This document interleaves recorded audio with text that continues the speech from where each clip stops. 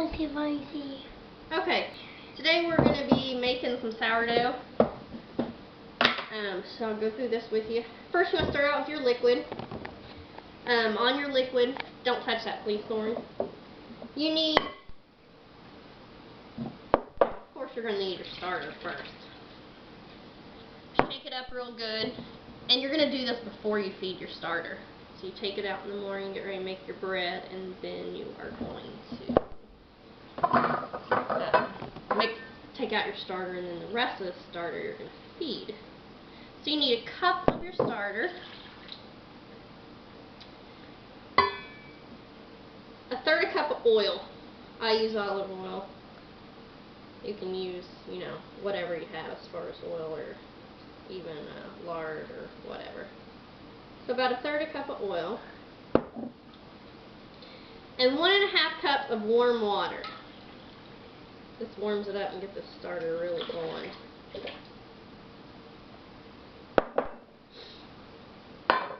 Now you're going to need 6 cups of flour.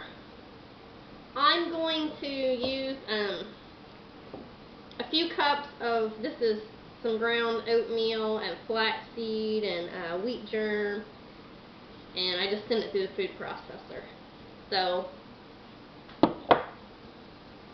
just going to need a pinch of salt, because salt actually kind of works against the starter, so you definitely don't want to use too much. So I got my salt, and then you're going to need a third a cup of sugar.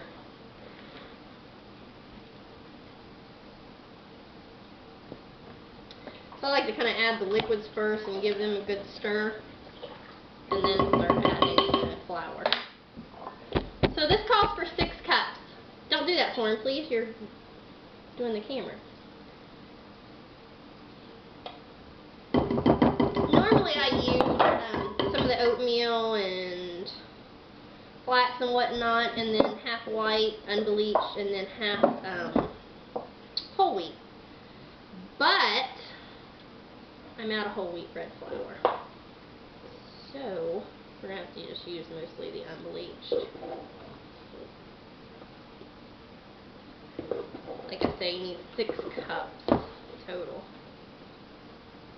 Now, if I use mostly all whole wheat and like oatmeal, then you're going to add a couple teaspoons, or actually a tablespoon to this recipe. I usually use about a tablespoon of wheat gluten to make it rise a little more and be not so heavy. Just going to mix that all up. Now with the sourdough, it takes a lot longer to rise usually. So you can mix this like in the morning and let it rise most of the day. And it's just like your yeast bread. You're going to let it rise once, punch it down, then shape it into your rolls, loaves, whatever, and then you're going to let it rise again.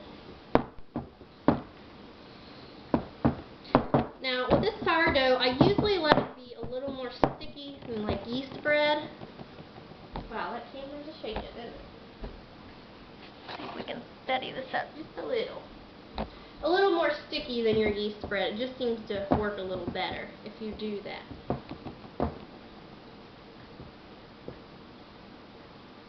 I make bread out of this. I also make like cinnamon rolls. You can make biscuits, just like any kind of thing you use leavening for.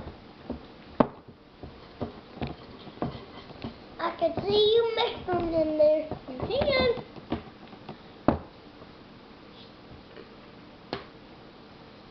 That's what the dough is looking like. I can see that. I think it needs just a little bit more flour. And then you're just going to kind of knead this a little bit. You can either just do it with a spoon, or you can put it in on a dough hook, or you can do it by hand, doesn't matter.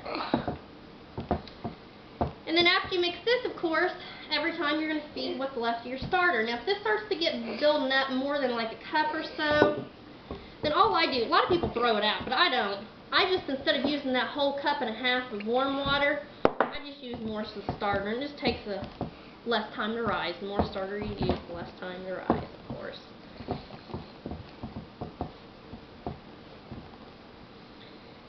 And then about this time, usually I just go ahead and start working it by hand.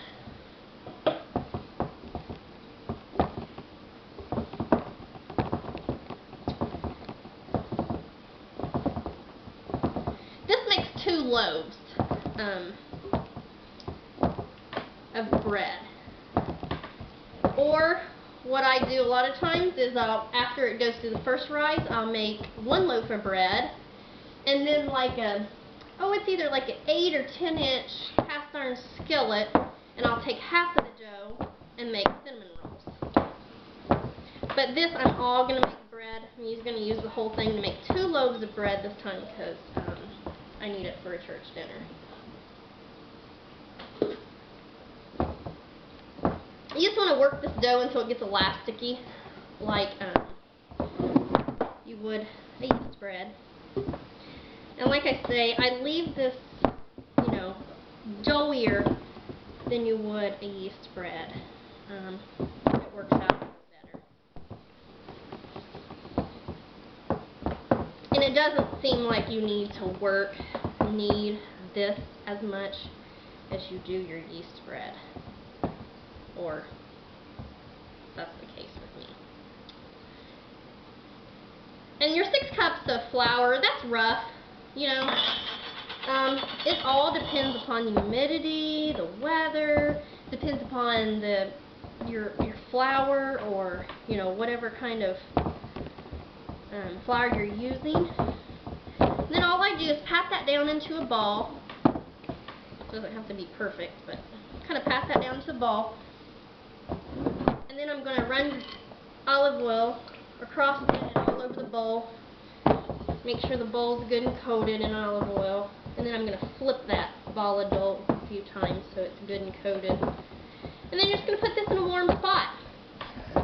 And normally, it'll take maybe about 6 hours to rise. That's what it looks like. But a lot of times, I put it up on top of my refrigerator where it's a little bit warmer. I keep my house pretty chilly in the winter. And, or if I'm in a real hurry, I stick it in the dehydrator on 110, and it raises like maybe an hour, and you're ready to punch it down and then shape it in your loaves. So there's the bread. I'm just going to put that in a warm spot. Now, to feed my starter, now the original recipe that I used, it used a half a cup of sugar. I don't use that much sugar, so I use about 1/3 of a cup. And can you open that for Mommy? 1 cup of warm water and 3 tablespoons of potato flakes.